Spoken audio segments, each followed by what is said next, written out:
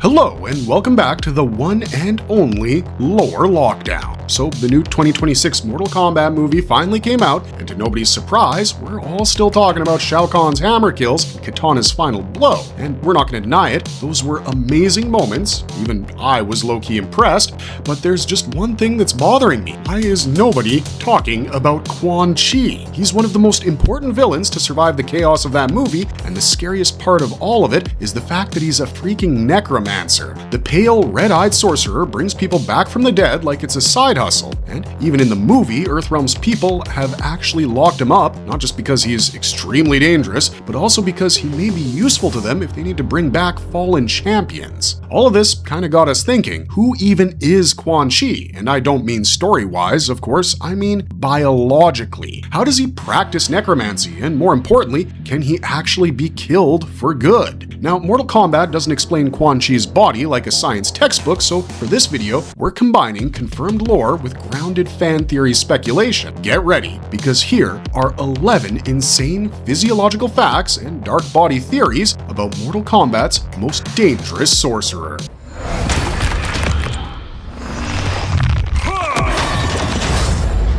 Is Quan Chi human, demon, or something in between? Let's start with one of the most obvious questions. What even is Quan Chi? Well, the answer is honestly messier than you might suspect. In the older Mortal Kombat timeline, which stretched from MK mythologies through to MKX, Quan Chi was treated as a Netherrealm demon and one of the deadliest sorcerers tied to Shinnok's side of the mythology. He wasn't even close to being a human or considered a bit supernatural. Quan Chi was a full-on, non-human being connected to the realm of fire, death, and corrupted souls. That's why his entire physiology can be interpreted in such a way that he could adapt to the rough environment of that realm. As you've probably guessed, demons don't age the way we humans do in most fantasy worlds, and that's because, for them, death hits a different threshold. That's why we can confidently say that in this older timeline, his body wasn't meant to just adapt to the Netherrealm, it literally belonged to it. But of course, all of this changed when MK1 came out in 2023 and Fire God Liu Kang reset the entire timeline. In this new timeline, Quan Chi was still the same character, but his entire biological starting point had been altered. This version of Quan Chi was reframed as an outworld from Sun Do, whose transformation was tied to mining, soul stealers, dark magic, and the forces that eventually turned him into the necromancer we know. You know what that means? It means that the pale skin, red eyes, and the ability to raise the dead, all of this is possible for him because his body became a vessel through which dark magic freely flows. The 2026 movie doesn't really give us the entire proper backstory or the lore from Quan Chi's previous counterparts, but you take a look at this dude right here and tell me if he looks like a normal reformed miner. Either way, at this point, the line between what is actually done by his body and what's done by his powers of necromancy is blurred to such an extent that none of it really matters anymore.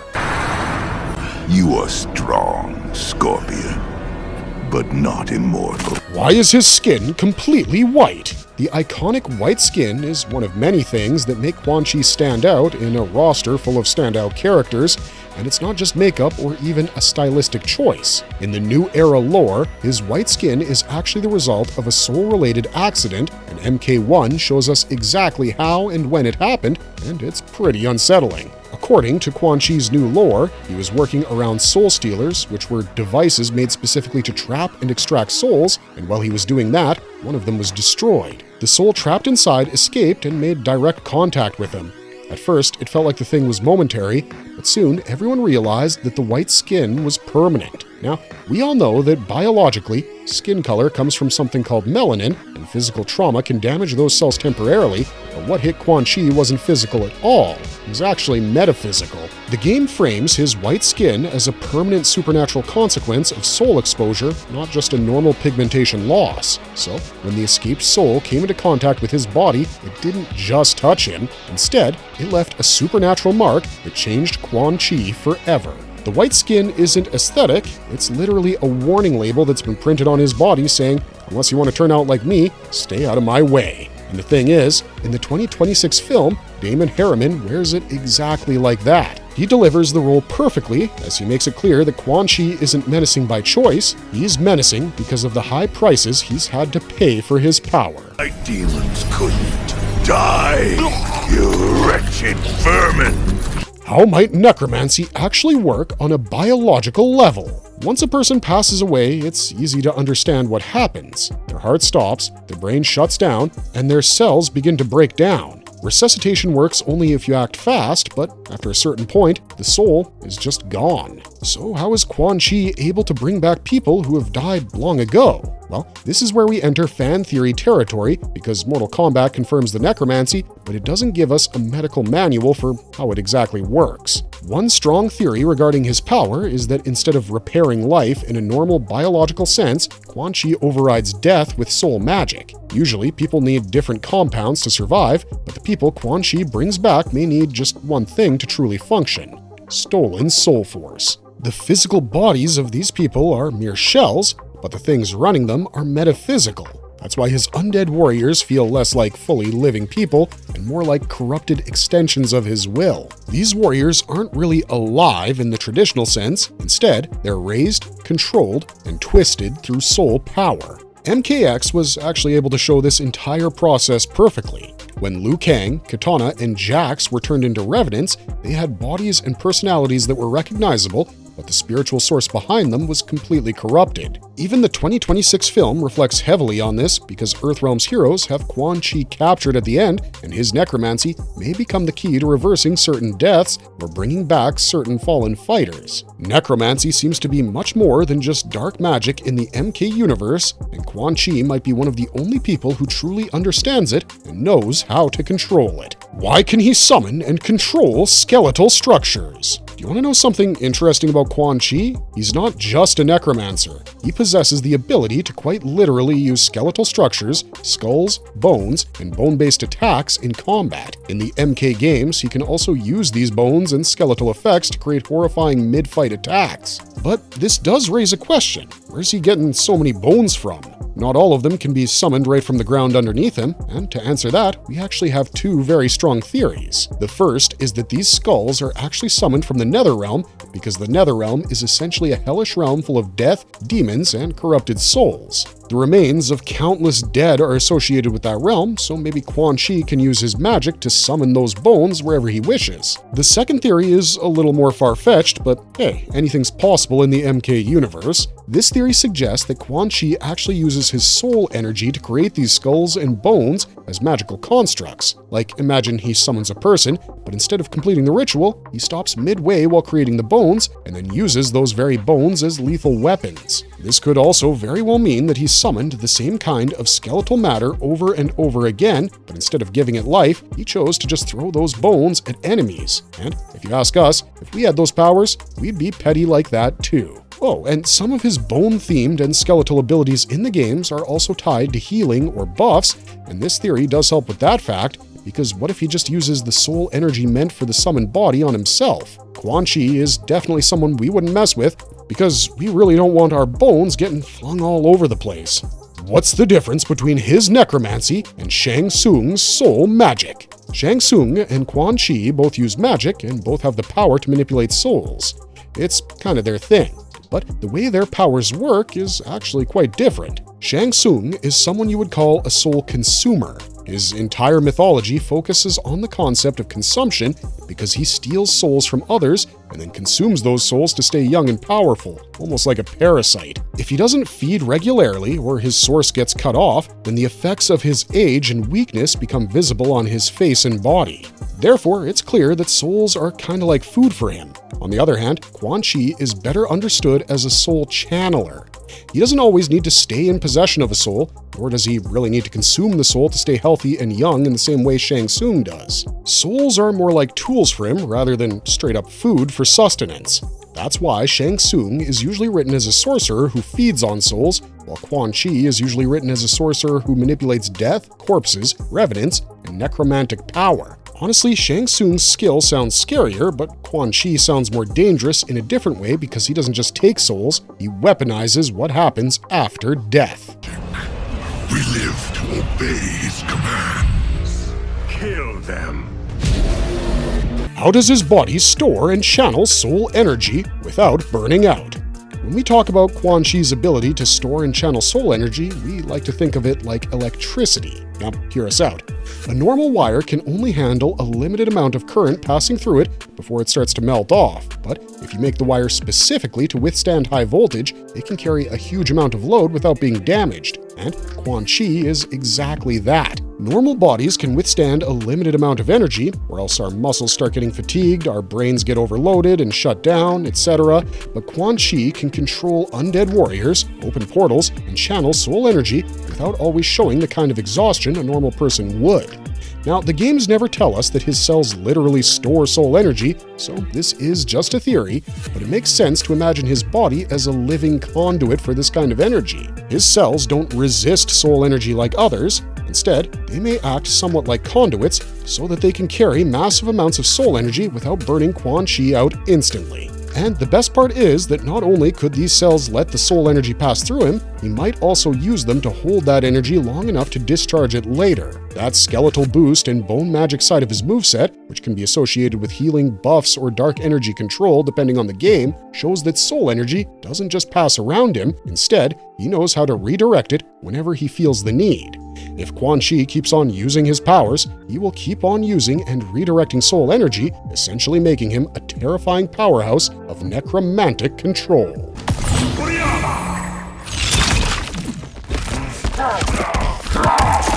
What does ripping off a leg and beating someone with it tell us about his strength? See, we're all more than aware that MK characters are strong as hell, literally, and Quan Chi is no exception.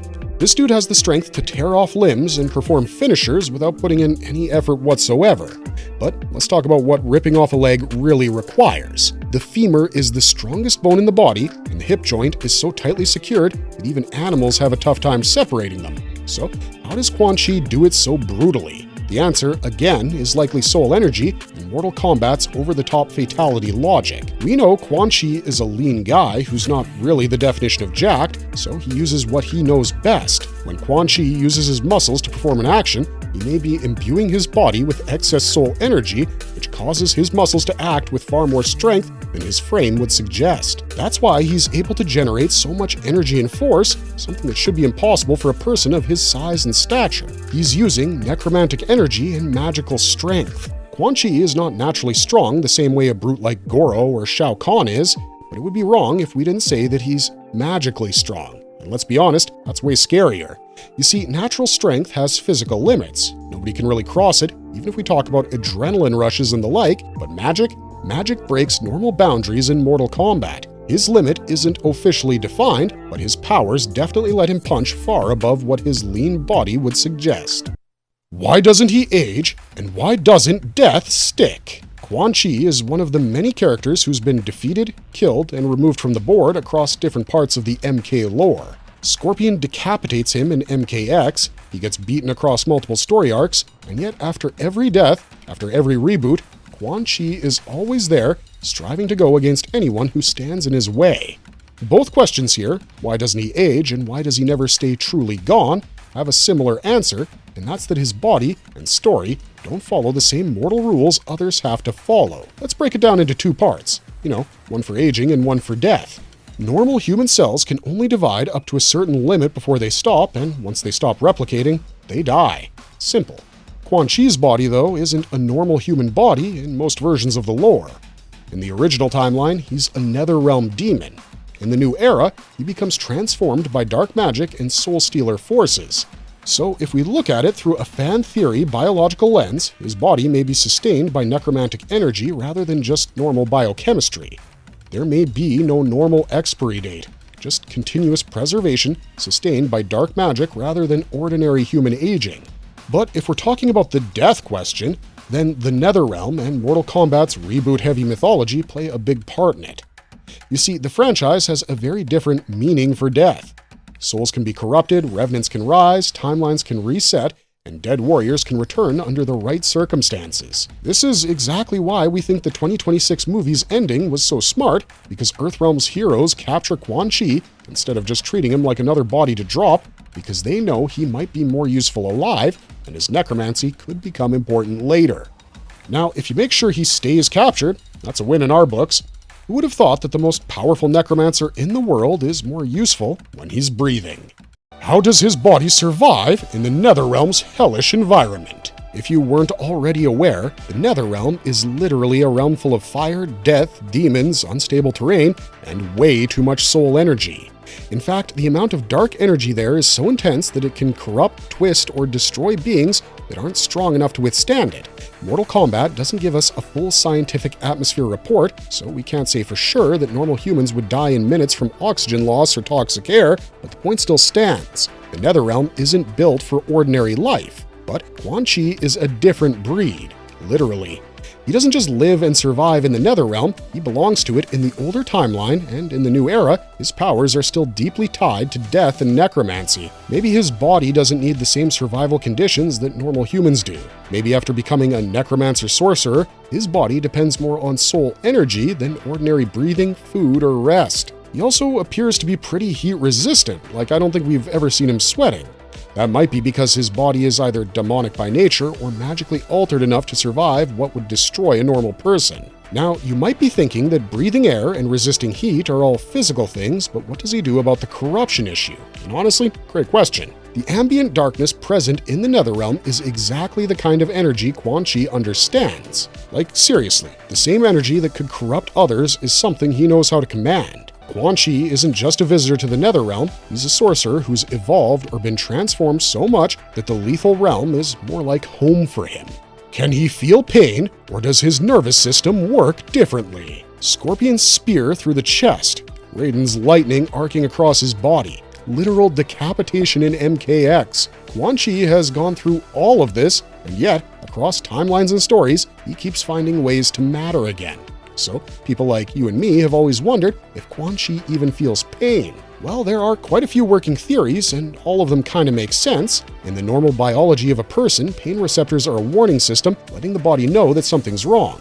It's made to protect your body and keep you safe, but Quan Chi's nervous system may not be built the same way. In the stories where he's a demon by birth, it's quite understandable if his body naturally had different pain thresholds compared to normal humans. Or maybe, even if he does have these receptors, his mind processes the warning while refusing to react like a terrified mortal. This is why, even when he's dealt a heavy blow, he barely ever seems like a regular person in panic. Another theory suggests that due to his body being magically enhanced, the soul energy in his body constantly tries to preserve or repair him, and this might lead to him feeling far less pain than he originally would if he didn't possess necromantic power.